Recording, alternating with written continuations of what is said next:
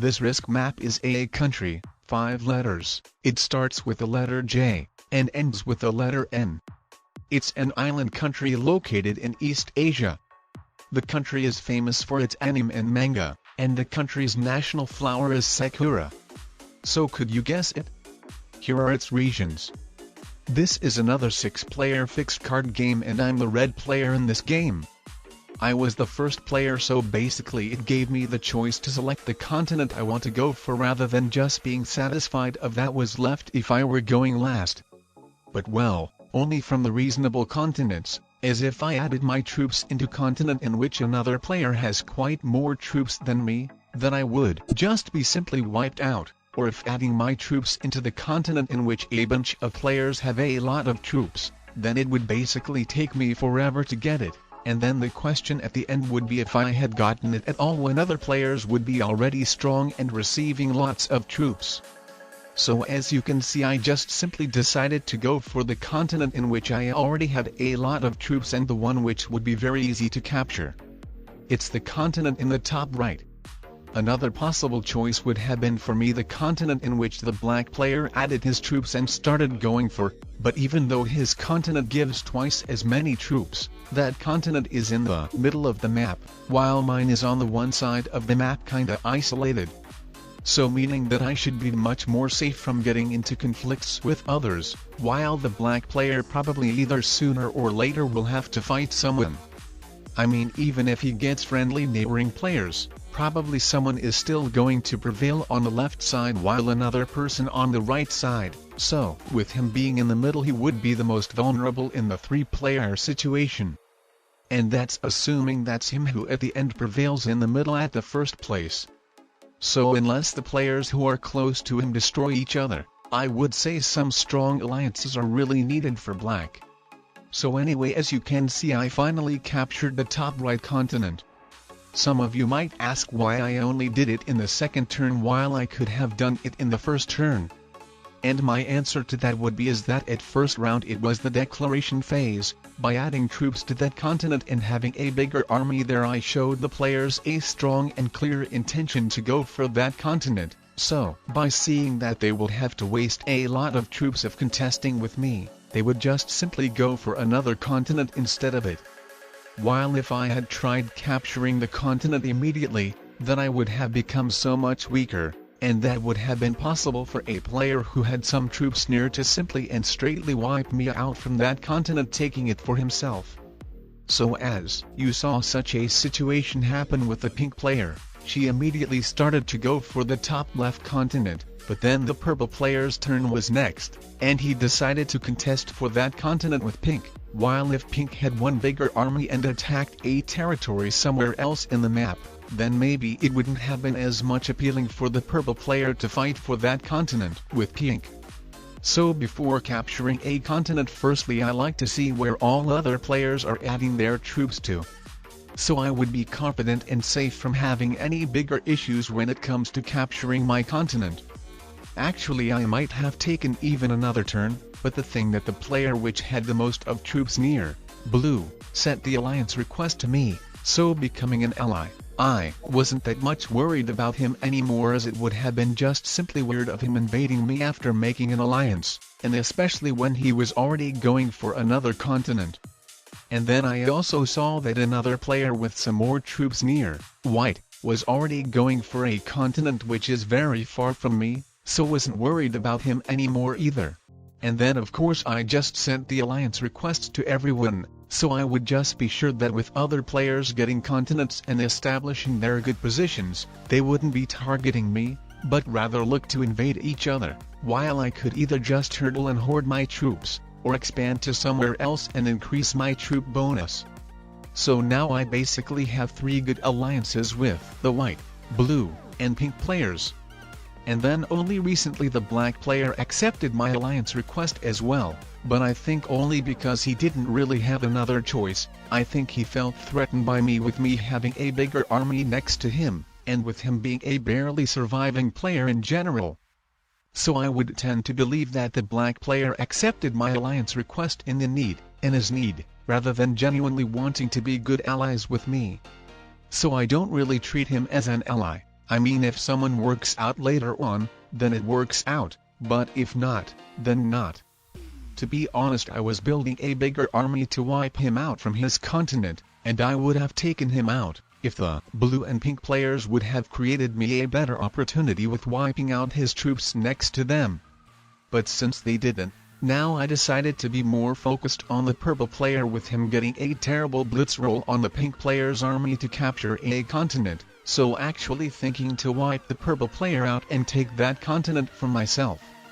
I mean, with me having both positions, the most isolated continents from both of the sides, I would be in a very good position, while the players in the middle could just be crushing each other and increasing my chances to win even more. So I think I will even completely take the purple player out for his 4 cards, with me having a set myself. But maybe it would be great to take the black player out as well if getting an opportunity, though on the other hand, if the black player survives and trades in a set, then he will probably retaliate to the white player invading him into his continent. But the black player won't survive long anyway, but the black player's continent would be taken over the white player himself instead of me. But then again, if I start having way too many continents, then the white player would probably end up attacking me, as even though I am his ally, there would just be too insane to let me hold a bunch of continents while the white player could prevent it and take over them himself. So running from the smaller problem, I could end up being in the bigger one. That's a lot of variables and could be complicated to decide what would be the best to do. And oh well, the purple player actually traded in a set at 3 cards. And then I guess the blue and pink players didn't wipe out the black player from their continents on a purpose. But I think it would be still great for me to invade the purple player into his continent. I mean, now I just want take over it immediately, and then want get a bunch of cards from the purple player. But I still think that it's the best decision for me when it comes to the long term. I just want to have good established position on both of the sides of the map, rather than just sit in my top right continent and turtle, and with that being dependent on others, I would rather like to dictate the game myself. As otherwise, if like the blue and pink players would be fighting each other, while the white player for example would prevail in the whole left side, then it could become possible that nobody would be able to stop him. But now, since the white player hasn't immediately finished dealing with the black player, it might give me some more time. The good thing is that in the beginning of the game the blue player invaded white into his continent. So with that, the white player, after taking the continent from black, might not be that much seeing a big threat in me, or maybe will just hoard his troops if not attacking anyone. I mean, even if a person is your ally right now, don't assume it will be forever, try to think long term.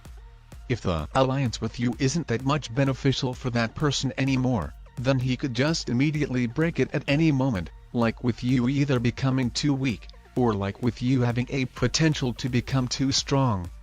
And as of now, I would say that I and the white players are in the most promising positions depending on how much we will be able to establish them. What I mean is that while the white player doesn't look that much intimidating now, if successfully holding his continent with along of taking the black player's continent is going to get even 11 continental troops, while my 2 continents combined will only give me 6 troops.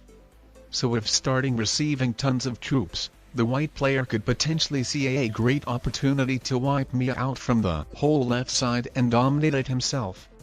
So then with me, pink and blue being left on the right side next to each other, he would really have big chances to win if not blundering somehow. But as of now, I'm really happy that the black player buys me some time with invading white into his continent. But I assume it will be over now, unless white getting bad blitz rolls. I think it will finally be the time when the black player becomes eliminated. So let's see. I would actually rather see the white player fail and any other player getting black's cards. That would basically assure me to dominate the left side by myself. But oh well, the white player succeeded, and now I'm not so sure how the things will go. But I think I will try to appear being as his good ally to the white player. Though I'm not sure, maybe it would be the best to invade him right now, as I mean it's between either invading him now before he started receiving big amount of troops and became any stronger, or it's being fine with it and letting the things play out, hoping that the white player isn't going to become an enemy for me and is going to attack other players instead of it. To balance out the white player, I would like to additionally capture the continent in the bottom left, but I have no idea how the white player would feel about that. I have some bad vibes and I think the white player might consider to betray me. Sorry, I'm offline, our alliance is over, the white player's profile says. Well, it really happened out of the blue, that was so random. I was deeply thinking and strategizing what I should do about the white player, but he suddenly quit. And that's totally amazing for me, so I just don't understand the reason behind it. So random. As nobody neither invaded him after him finally finished dealing with black, nor the game has become stale to become boring. The white player had a good position, especially if I hadn't invaded him, and that's surprising to see him so randomly quit. Well, now I'm definitely invading white, knowing that it won't cost me any consequences, at least not from the white player himself. Whether it's a temporary disconnection or not, it's still the best for me to capitalize my advantage and try to dominate the whole left side by myself, rather than letting the bot crush me, even if the white player himself doesn't come back to the game himself. Well, actually I don't really like that the blue player said good game. I think he realized that I'm becoming too much powerful and with that will probably attack me. But on the other hand, he probably cannot do much. He could invade and take over my top right continent, but I don't care too much about it anymore, and it looks like that the pink player just wants to prevent the blue player from capturing a continent, which is just insanely good for me. But oh no, the blue player has a set at 3 cards, and it looks like is going to invade me into my left side continents, ruining my plans. But wait a minute, what? Why in the world he just crushed his army into white instead of invading me? That's really a blunder which should give away me the game, so maybe unless the pink player has a set and manages to break through all of my continents herself. And yes, she does. Only 4 troops won. But why, like in the world, all of my opponents have to have a set at 3 cards at once? That is so funny. But you know what's even more funny, is that the pink player got a bad blitz roll to invade me into my continent. Well, but only for me. Not that much fun for the pink player herself, nor probably for the blue player either. Or maybe, I don't know. Maybe by saying good game he meant that we win as the alliance, maybe this is what he actually meant. Well, I don't know. Either way, it's great. I think I'm unstoppable now with all of them already trading in the sets and not doing much. My position on the left is well established, while I do not really even care about the continent on the top right. Whether someone takes it from me or not. And yeah, the bot only breaks through my newly captured continent, ignoring another 2 near. Let's see whether the blue player actually stays loyal towards the end or not. Alright, he just captured a new continent himself, while leaving my unguarded continent completely untouched, so I think the blue player is playing for the 2nd place, though even if he didn't, that's probably nothing that stops me from winning now. The white player has been a bot a long time ago, and it looks like the pink player has just quit the game as well. But here we are next to the decision point again, like it happened in the previous game. Should I do what's the best for the game and invade the blue player, or to let him hold his continent and stay in the strong alliance up until the pink player gets destroyed? Well, since there was no way the blue player makes a comeback even if actually betraying me, I decided to just let him some fun and do not hurt his feelings with him taking the alliance so seriously, as I'm winning this game either way. So yeah, as you can see, the blue player just wasted his troops on the pink player like I suggested him by sending the attack request to attack pink. He's a good lad. And now that's a GG for sure. I will completely take both of them out in the same single turn. The blue player was a nice puppet, so he is going to get the 2nd place in this unranked game. And now for another non-classical map, I would recommend you watching this video as well. That's another interesting game with a lot of interesting attacks, diplomacy, and strategy. So make sure to check this one out as well.